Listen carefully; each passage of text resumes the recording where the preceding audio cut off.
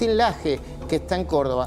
Agustín, todo el equipo de Especial Domingo y nosotros de La Cornisa, en este pase que hacemos, te saludamos y yo arranco con la primera pregunta.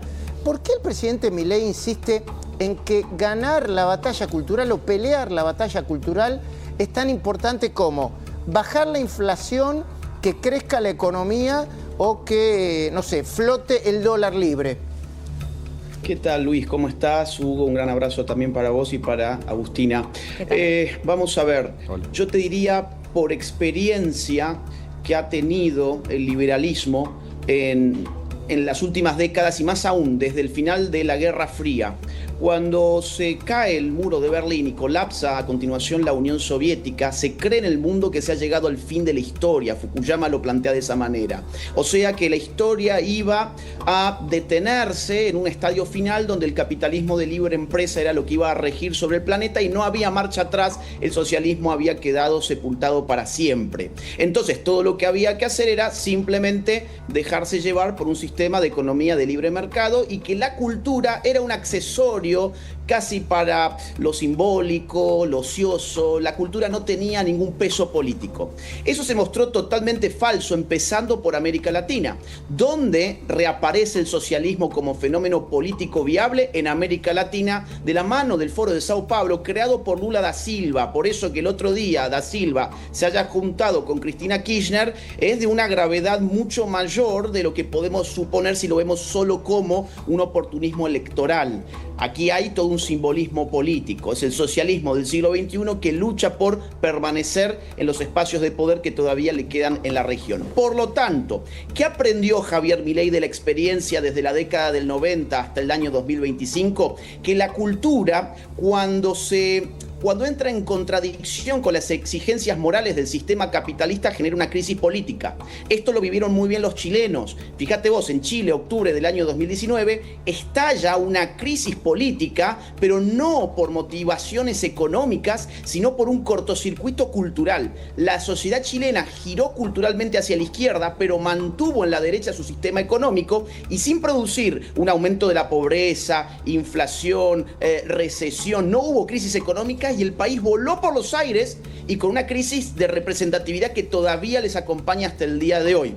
Entonces, por eso Javier Milei, mirando hacia el largo plazo, dice, cuidado, que los frutos económicos del sistema capitalista no van a determinar las preferencias políticas de los electores para siempre, a menos que los electores reconozcan que atrás del sistema capitalista hay una moral específica y una cultura necesaria. Por eso el discurso de Milei ayer hizo tanto énfasis en eso. A ver, y Agustín, para llevarlo al puro presente, ¿qué se está debatiendo hoy? O sea, el presidente Milei está debatiendo entre una sociedad donde la libertad económica y otras prevalezcan contra, él le llama partido del Estado, le llama casta, le llama personas que están interesadas en volver al viejo orden, no porque quieren que a la Argentina le vaya bien, sino porque quieren volver al poder. Lo que se debate justamente son dos modelos de sociedad muy distintos. Un modelo de sociedad que tiene al Estado en el centro de las relaciones sociales. El Estado lo supervisa todo, lo articula todo, lo prohíbe, lo regula, lo interviene y para ello cobra, por supuesto, excesivos impuestos porque tiene que mantener una maquinaria siempre en expansión. El camino de servidumbre que describe Hayek en uno de sus libros. Ahora, el otro modelo es el de una sociedad que tiene en su centro al actor privado, a la empresa, a las iglesias, a las asociaciones de la vida civil, a las familias. Cuando hablamos del mundo privado no solamente hay que pensar en la gran empresa, hay que pensar en todas las relaciones libres y voluntarias entre los individuos. El Estado en ese modelo tiene que ser lo más chiquito posible y se debe limitar a garantizar el derecho a la vida, a la libertad y a la propiedad, que son derechos naturales que tiene el ser humano. Yo Todo te quería exceso... Sí, adelante. Te quería preguntar, Agustín, si en ese mismo sentido va el lenguaje disruptivo, que así creo que lo llaman ustedes, que por momentos es provocador y a algunos no les gusta tanto, pero es justamente para llamar la atención que ustedes lo hacen desde el punto de vista simbólico. ¿Es así? Mira, es para llamar la atención, por un lado está bien dicho, pero por otro lado yo creo que responde al hartazgo de un sector de la población que ha recibido bullying durante décadas por parte de un grandulón al que nadie le había puesto freno alguno. Entonces, cuando hablamos de la crispación política y de la violencia política que hay actualmente, yo diría, cuidado, en realidad violencia política ha habido en la Argentina desde hace años. Mataron a un fiscal, perdón que use esta palabra, te cagaban a piñas si ibas a una manifestación, te venían los grupos de Luis Delía a la cabeza a golpear a la gente que iba a esa manifestación, te mandaban a la CIDE, te mandaban a la FIP, te espiaban, había además un lenguaje político muy hostil, esto no es nuevo, ahora la gente se sorprende porque haya aparecido la palabra mandril, pero por Dios, ¿hace cuánto tiempo existe la palabra gorila? ¿Hace cuánto tiempo a los que no son de izquierda se les llaman fascistas? Incluso se les acusan de nazis. Entonces yo diría, la violencia política en Argentina ha sido una constante en las últimas décadas, solo que ahora hay una parte de la población que estaba acostumbrada a bajar la cabeza y dejarse golpear, que dice, oiga, yo está bien, pongo la otra mejilla, el gran problema es que solo tengo 2 mejillas, para continuar con el tono evangélico del discurso de ayer de Javier. Es decir, tenemos 2 mejillas, ya está, ya las pusimos a las 2, ahora te voy a retrucar, me decís gorila, te digo mandril, me decís facho, te digo zurdo. Y bueno, esto a ver, es... Agustín, Claro. ahí está, Sí. ahí está. Perdón, Agus, Sí. pero esta es la discusión, ¿no? Sí. Yo después en mi comentario yo estuve conversando con el presidente hoy y obviamente yo no es que le propongo, yo escucho y pregunto lo que tengo que preguntar. Ahora, cuando él responde con la misma moneda o más, ¿no? A ver, es cierto que dijeron barbaridad del presidente, desde que es nazi hasta que se acostaba con su hermana, hasta que era zoófilo, ¿no? Eso es cierto. Ahora, de alguna manera, no le está dando demasiada entidad a personas, a voceros o a ataques que no deberían tenerlo. Es una pregunta, una duda. Bueno, a ver, eso en todo caso pasa por el fuero interno de Javier, porque no todo el mundo se toma igual ese tipo de agravios. Yo no quisiera ni saber qué se puede sentir que alguien instale la idea de que yo soy incestuoso o que soy zoofílico. O sea, no me puedo ni imaginar cómo puede agredirme moralmente una acusación como esa. Entonces yo no puedo juzgar de si hay un exceso o no, o si él debiera guardar silencio o no. Son ataques muy graves los que se hacen, no son cuestiones mínimas y como te digo, digamos, hay solo 2 mejillas y yo creo que ya hemos puesto más de 2 mejillas muchas personas. Y en el fondo, Luis, aquí hay una grieta que es moral. En Argentina la grieta no simplemente es política o ideológica o electoral, es moral. Y el hecho de Cristina presa creo que lo prueba muy bien. En la Argentina hay una porción de la población que es moralmente malvada. Y hay un partido en concreto que ha tenido desde siempre valores morales muy bajos, pero un componente afectivo muy, muy alto, que es el peronismo. Traigo a colación una anécdota histórica que es bien representativa de esto que estoy diciendo. Cuando llega la Revolución Libertadora, con Perón exiliado ya, los militares empiezan a mostrar al público los casos de corrupción, el lujo en que vivía Perón, etc.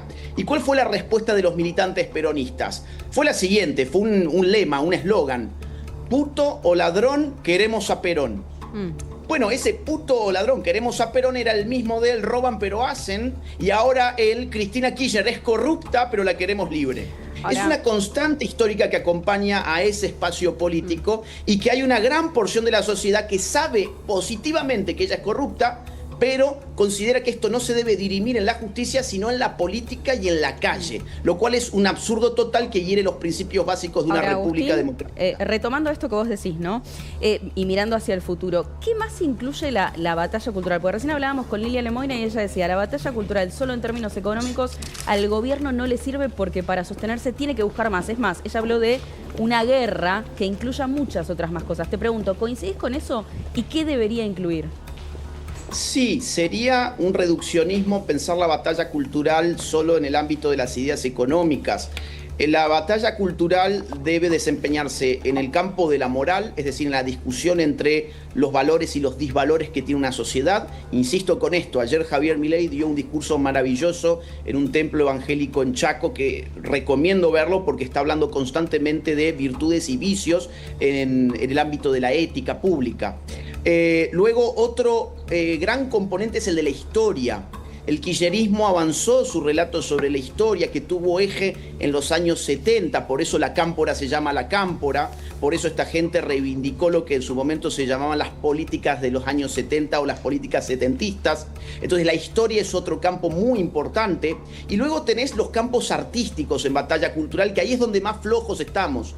Es decir, por ejemplo, el ámbito de la literatura. La realidad es que la literatura y en el mundo del libro la mayoría de los autores suelen ser de izquierdas. O en el mundo de la música. Vos fíjate qué interesante que es que los músicos pop del momento o los más populares suelen ser de izquierdas. El otro día la gente le llamaba la atención que Fito Páez hiciera un mea culpa. ¿Por qué llamaba la atención? Porque era muy raro ver a alguien de izquierdas haciendo una mea culpa desde el sector del arte. Luego también tenés el sector del cine, el sector de las series, de la televisión. En estos sectores del arte como cultura es donde más atrasados estamos. En la discusión histórica hemos avanzado muchísimo. La gente ya no cree en el discurso de los derechos humanos que impusieron los organismos vinculados al kirchnerismo. Y en el ámbito de las ideas económicas es donde más hemos avanzado, porque la gente ha entendido que más Estado es menos libertad. O dicho al contrario, que para acentuar la libertad en el ser humano necesitas reducir la carga estatal. Agustín, déjame hacerte la última pregunta y agradeciéndote el tiempo que nos dedicaste, del que disponés para nosotros.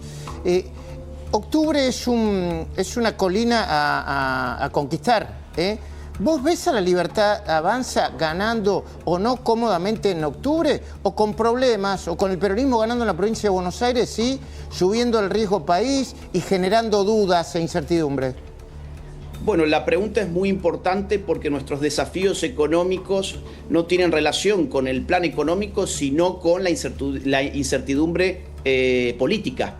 Es muy interesante cómo el riesgo país sube o baja de acuerdo a los acontecimientos políticos frente a la posibilidad de que el kirchnerismo vuelva, es decir, todos los potenciales inversores, por ejemplo, se asustan. ¿Y quiénes pagan las consecuencias? Bueno, los argentinos de bien. Entonces, es muy importante lo que pase en Buenos Aires en septiembre y más importante aún lo que pase en octubre. Entiendo. Yo creo que si hoy se realizaran las elecciones, en octubre, si las elecciones de octubre se realizaran hoy, mejor dicho, la Libertad Avanza tendría algo así como un 45%. La imagen de Javier Milei está muy alta, la luna de miel todavía no ha acabado. Fíjate qué interesante que eso fue lo primero que se discutió en noviembre del 23. Es decir, ¿qué va a pasar con la luna de miel de Milei? ¿Cuánto se va a poder sostener? Generalmente se hablaba de 100 días, que es más o menos la media de este tipo de cálculos. No, hoy tenemos que decir la luna de miel continúa. Y a pesar de ciertos vaivenes, la imagen de Javier no ha caído nunca de una manera significativa. Con lo cual, si hoy se realizaran las elecciones, hoy tendríamos resultados muy favorables para el gobierno, pero bueno, todavía falta hasta octubre y la política siempre está abierta a la libertad del ser humano, a lo que pueda suceder. Agustín Laje, gracias por compartir con nosotros. Enseguida voy con mi comentario, el plan secreto de Milei para ganar en octubre.